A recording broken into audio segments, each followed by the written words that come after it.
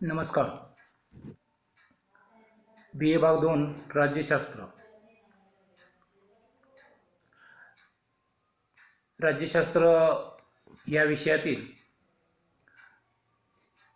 Paper number 4 भारतीय राजकीय विचारवंत भाग 1 या पेपरमधील आपण पहिले प्रकरण कौटिल्य किंवा पहिला विचारवंत कौटिल्य आपण पाहतो आहोत. कौटिल्य या विचारवंतामधील कौटिल्याचे जीवन परिचय, कौटिल्याचे राज्यसंस्थेसंबंधीचे विचार, राज्याचे स्वरूप, सप्तांग सिद्धांत, राजा आणि त्याचे प्रशासन, त्यामध्ये मंत्रिमंडळ, मंत्रिपरिषद, हेर व्यवस्था, न्याय व्यवस्था, त्याचप्रमाणे राजाची कार्ये, राजपुत्र या संबंधीची माहिती आपण यापूर्वीच्या तासांना पाहिलेली आहे. यानंतर तिसरा भाग येतो यातील ती मंडल सिद्धांत आणि षाडगुण्य सिद्धांत. कौटिल्याच्या परराष्ट्र संबंध विषयक विचारामध्ये किंवा आंतरराष्ट्र संबंध विषयक विचारामध्ये कौटिल्याने मंडल सिद्धांत, षाडगुण्य सिद्धांत, युद्धविषयक विचार आणि राजदूताची नेमणूक या संबंधीची भूमिका मांडलेली दिसून येते. कौटिल्य हा राजाला मार्गदर्शन करत असताना राज्याचा सातत्याने विस्तार व्हावा या विचारसरणीचा होता आणि राज्याचा विस्तार करत असताना राजाने परराष्ट्र संबंध, परराष्ट्रविषयक धोरण कसं निश्चित करावं या संबंधीची मार्गदर्शन करण्याचे कार्य कौटिल्याने परराष्ट्र संबंध विषयक किंवा आंतरराज्य संबंध विषयक विचारामध्ये सांगितलेले हा दिसून येतं. याच दृष्टिकोनातून आपणास मंडल सिद्धांत आणि षाडगुण्य सिद्धांत हे दोन सिद्धांत या ठिकाणी पाहायचे आहेत. त्यामधील पहिला जो सिद्धांत येतो तो म्हणजे मंडल सिद्धांत. कौटिल्याने आपल्या अर्थशास्त्र या ग्रंथाच्या 15 पैकी 9 अधिकरणात प्रत्यक्ष अप्रत्यक्षपणे परराष्ट्र संबंध विषयक धोरणांची चर्चा केलेली दिसून येते. अर्थशास्त्राच्या निम्म्या भागामध्ये परराष्ट्र धोरणाविषयक माहिती आढळून येते.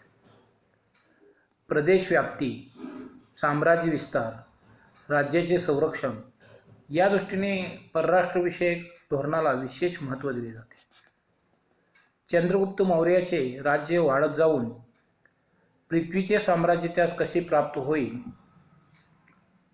या चिंतेने चाणक्याला परराष्ट्र संबंधाचे महत्त्व वाटणे स्वाभाविकच आहे. राज्याचे संबंध कसा असावेत हे सांगताना कौटिल्याने मंडल सिद्धांत, षाडगुण्य सिद्धांत, राजदूतांची नेमणूक, राज्यांचे संबंध व नीतिमत्ता इत्यादी विषयांमध्ये सविस्तर चर्चा केलेली आहे. कौटिल्याच्या काळात अनेक लहान मोठी राज्ये अस्तित्वात होती. या लहान राज्यांच्यातील संबंध कसे काही कारणावरून सीमावाद असेल, पाणीतंटा असेल, प्रदेश प्राप्ती असेल, तहांचा भंग असेल, हेवे दावे असतील, मत्सर असेल इत्यादी कारणाने बिघडत असत.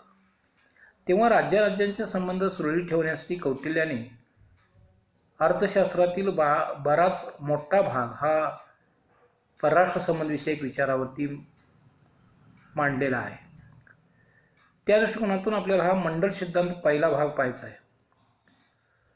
कौटिल्याच्या आंतरराज्य संबंध विषयक धोरणामागे एक भूराजकीय आकृतिबंध असलेला दिसून येतो. कौटिल्याच्या मते भूराजकीय आकृतिबंधानुसार राज्याचे परराष्ट्र धोरण ठरवले जाते. राज्यांची भौगोलिक सीमा लक्षात घेऊनच परराष्ट्र संबंध निर्माण होतात. राज्याचा विस्तार होण्यासाठी शेजारी राज्यावर आक्रमण करावे लागते. त्यामुळे विजुगुषु राज्याच्या सीमेलगतचे राज्य त्याचे शत्रू राज्य ठरते.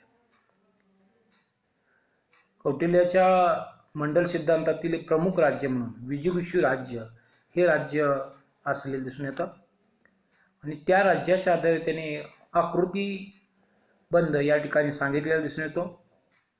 विजुगुषु राज्याच्या लगतचे राज्य हे शत्रू राज्य असतं, कारण त्याचे मंडल सिद्धांत हा 3 गृहीतावरती आधारलेला आहे.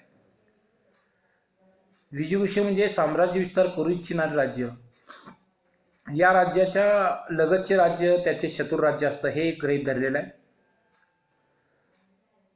शत्रू राज्याच्या शेजारील राज्य हे शत्रूचा शत्रू ठरते, त्यामुळे ते शत्रूचा मित्र, शत्रू तो आपला मित्र हे तत्व स्वीकारले. तसंच शत्रूचा मित्र तो आपला शत्रू अशी धोरणं किंवा अशी गृहीते धरून त्या ठिकाणी कौटिल्याने भूराजकीय दृष्टिकोन राज्यमंडळाची कल्पना मांडलेली आहे. कौटिल्याने मंडल सिद्धांतात 12 राज्य गृहीत धरलेले आहेत. अर्थात मंडल बनवण्यासाठी 12च राज्य आवश्यक असतात असं म्हणता येणार नाही, कारण ही संख्या कमी अधिक असू शकते. कौटिल्याने 12 राज्यांचे स्वभाव विशेष पुढील प्रमाणे सांगितले. कौटिल्याचा हा आकृतिबंध हा मंडल सिद्धांत पाहत असताना आपल्याला एक आकृती या ठिकाणी निश्चित करावी लागेल. आकृतीच्या आधारे मंडल सिद्धांताच्या बाजूला विचार करत असताना मध्यभागी विजुगुषु राज्य जे साम्राज्य विस्तार करू इच्छितं ते राज्य या ठिकाणी पहिल्यांदा विचारात घ्यावं लागेल. विजुगुषु राज्य म्हणजे राज्यमंडळातील इतर राज्यावर आपले वर्चस्व प्रस्थापित करू इच्छिणारे मुख्य राज्य होय. राज्यमंडळातील मध्यवर्ती व आदर्श राज्य की जे राज्य विस्ताराचा हेतू मनात बाळगून असते. आंतरराज्य संबंधाचे हे उगमस्थान असते. या राज्याभोवती असणाऱ्या राज्ये शत्रुराज्य व मित्रराज्य असतात. या ठिकाणी आपण आकृती एक करत असताना मध्यभागी विजुगुषु राज्य लिहायचं आहे. त्याच्या समोर म्हणजे ज्या बाजूला तो विस्तार करू इच्छिणार आहे त्या बाजूला पार्श्वनिग्राह राज्य, आक्रांत राज्य, पार्श्वनिग्राह सार राज्य आणि आक्रांत सार राज्य या बाजूला तो विस्तार करू इच्छितो. पाठीमागच्या बाजूला जर आपण पाहिलं तर त्या ठिकाणी जिकडं साम्राज्य विस्तार करू इच्छितो तो भाग विचारात घेतला असता आर्य राज्य, मित्र राज्य, आर्य मित्र राज्य, मित्र राज्य आणि आर्य मित्र राज्य. पाठीमागच्या बाजूला पार्श्वनिग्राह राज्य, आक्रांत राज्य, पार्श्वनिग्राह सार राज्य, आक्रांत सार राज्य अशा प्रकारची या ठिकाणी 10 राज्य येतात. एक राज्य उदासीन राज्य असतं, तो फार दूर असतं, यांच्या संघर्षापासून दूर राहू शकतं आणि शेजारी लगत असलेला परंतु विजुगुषु राज्याला विरोध करण्याची ताकद असलेलं राज्य मध्यम राज्य म्हणून त्या ठिकाणी विचार घेतला. अशी 12 राज्य या ठिकाणी विचारात घ्यायची आहेत. विजुगुषु राज्यानंतर दुसरा मुद्दा राज्य येतं ते म्हणजे आर्य राज्य. आर्य राज्य म्हणजे शत्रू राज्य होय. विजुगुषु राज्याच्या सीमेलगतचे राज्य शत्रू राज्य असते. चाणक्याच्या मते शत्रू राष्ट्रे 3 प्रकारचे असतात.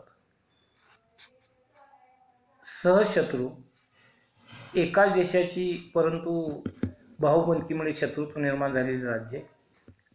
कृत्रिम राज्ये, संपत्ती, भूप्रदेश यातून किंवा इतर कारणाने लोभी बनलेले कृत्रिम राज्य. प्राकृत राज्य, विजुगुषु राज्याच्या सीमेलगतचे स्वाभाविक प्राकृतिक शत्रू राज्य. तिसरं राज्य मित्र राज्य, आर्य राज्यालगतचे परंतु विजुगुषु राज्याच्या सीमेजवळ नसणारे राज्य मित्र राज्य होय. विजुगुषु राज्याच्या शत्रूचा शत्रू तो विजुगुषु राज्याचा मित्र होय. या कृत्रिम व सहज मित्र राज्य असे 2 प्रकार असतात. कृत्रिम राज्य म्हणजे धन लाभासाठी, संरक्षणासाठी कृत्रिमपणे विजुगुषु राज्याशी मैत्री निर्माण करते ते राज्य होय. सहज राज्य म्हणजे जे पिढ्यानपिढ्या विजुगुषु राज्याशी मैत्रीचे संबंध ठेवते व ते राज्य होय. काही वेळा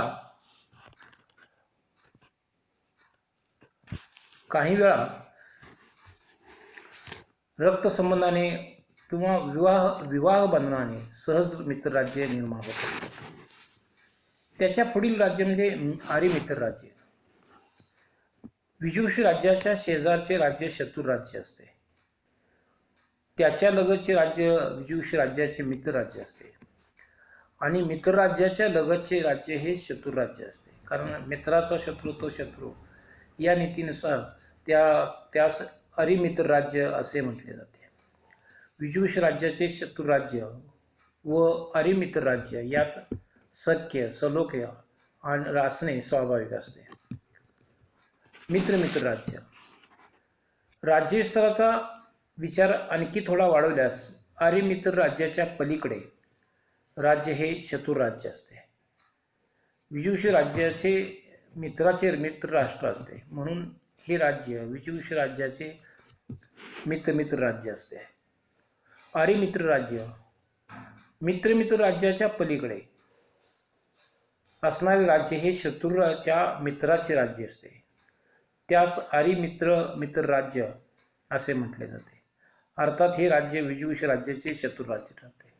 अशा रीतीने भूराजकीय व्यवस्थित दृष्टिकोनातून विजुषी राज्याच्या एका दिशेला वरीलप्रमाणे राज्यांचा विस्तार असेल. म्हणजे मध्यभागी आपण विजुषी राज्य लिहिला असता, ज्या बाजूला साम्राज्य विस्तार केला जातो त्या बाजूला राज्य जे आहेत त्यामध्ये आर्य राज्य असेल, मित्र राज्य असेल, आर्य मित्र राज्य असेल, मित्र राज्य असेल, आर्य मित्र राज्य असेल, अशा प्रकारे एकूण 6 राज्ये या ठिकाणी येतात. तर त्याच्या विरोधी बाजूला काही राज्य असतात. कौटिल्याच्या मते विजुषी राज्याच्या पाठीमागे 6 राज्यांची असतात. पार्ष्णिग्राह राज्य विजुषी राज्याच्या पिछाडीला पाठीमागच्या बाजूला आणि सीमेलगत असणारे राज्य म्हणजे पार्ष्णिग्राह राज्य. हे राज्य शत्रू राज्य असतं, कारण लगतचं राज्य हे शत्रू राज्य असते हे गृहीत आहे. आठवा जो मुद्दा आहे तो म्हणजे आक्रांत राज्य. पार्ष्णिग्राह राज्याच्या पलीकडे लागून असलेले राज्य हे विजुष राज्याचे मित्र राज्य असते. पार्ष्णिग्राह सार राज्य हे राज्य आक्रांत राज्याच्या सीमेलगतचे राज्य असते. ते आक्रांत राज्याचे शत्रू राज्य होय, परंतु पार्ष्णिग्राह राज्याचे मित्र राज्य होय. 10वं राज्य येतं म्हणजे आक्रांत सार राज्य. पार्ष्णिग्राह सार राज्याच्या पाठीमागील व सीमेलगतचे राज्य हे राज्य होय. हे आक्रांत राज्याचे मित्र राज्य असते, म्हणजेच त्या ठिकाणी विजुष राज्याचे ते मित्र राज्य ठरते. 11वं राज्य मध्यम राज्य. विजुष राज्य आणि शत्रू राज्य या दोन्ही राज्यांना मदत किंवा नुकसान पोहोचू शकणारे तसेच या दोन्ही राज्यांच्या आक्रमणाला परतवून लावण्याची सामर्थ्य असणारे राज्य होय. अशा राज्याला मध्यम राज्य असं म्हटलं जातं. आणि शेवटचं 12वं राज्य उदासीन राज्य. विजुषु आर्य किंवा मध्यम या राज्यांना पासून दूर असणारे परंतु या राज्यास उपद्रव किंवा साहस करण्याची क्षमता असणारे राज्य उदासीन राज्य असते. शत्रू राज्य व विजुष राज्य यांच्या संघर्षात या राज्याचे हितसंबंध प्रत्यक्षात गुंतलेले नसतात, म्हणून त्यास उदासीन किंवा तटस्थ राज्य असे संबोधले जाते. अशा रीतीने कौटिल्याने राज्याचा मंडल सिद्धांत मांडलेला दिसून येतो. कौटिल्याचा मंडल सिद्धांत दुसऱ्या पद्धतीने स्पष्ट करता येतो. विजुष राज्य, त्याचा मित्र राज्य, त्याच्या मित्राचा मित्र राज्य यांचे एक राज्यमंडळ, अशा पद्धतीने 4 राज्यमंडळ निर्माण करून आंतरराज्य संबंधाचे विश्लेषण करता येते. पहिले मंडळ, यामध्ये विजुष राज्य, त्याचा मित्र राज्य आणि त्याच्या मित्राचा मित्र राज्य अशी 3 राज्य येतात.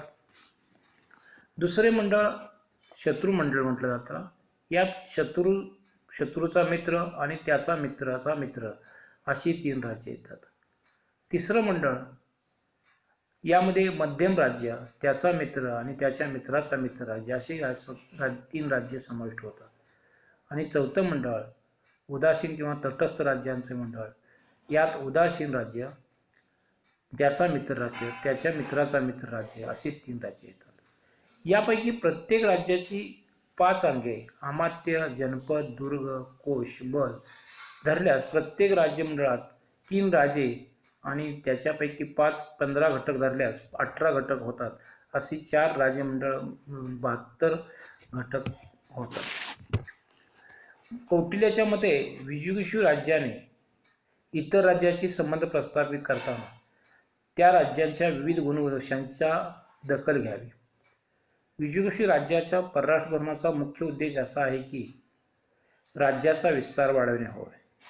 संपूर्ण राज्यमंडळाचा स्वामी होणं हा उद्देश विजुगुषु राज्याच्या अंगी असतो. राज्यमंडळाचा परिघ मित्रराज्याच्या पलीकडे वाढवून या मंडळातील सर्व राज्यास चक्ररूपी राज्यमंडळाच्या आऱ्या बनवून स्वतः चक्राचा मध्यबिंदू बनणे हा विजुगुषु राज्याच्या परराष्ट्र धोरणाचा मुख्य उद्देश होय.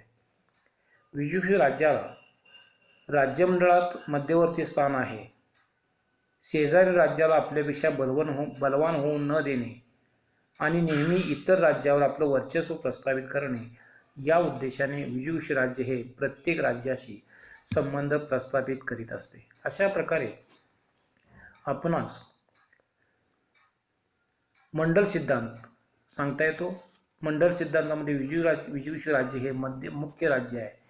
तर ज्याप्रमाणे एखाद्या बैलगाडीचं चाक असतं किंवा टांग्याचं चाक असतं, यामध्ये मध्य जो कणा असतो तो म्हणजे विजुगुषु राज्य आणि ज्या आऱ्या आहेत जे आहेत ती राज्य आहेत ती छोटी छोटी कमकुवत. मध्यभागी विजुगुषु राज्याचे महत्त्व या ठिकाणी मंडल सिद्धांतात कौटिल्याने सांगितले दिसून येतं. अशा प्रकारे कौटिल्याच्या आंतरराज्य संबंधामध्ये मंडल सिद्धांत हा एक महत्त्वपूर्ण सिद्धांत आहे.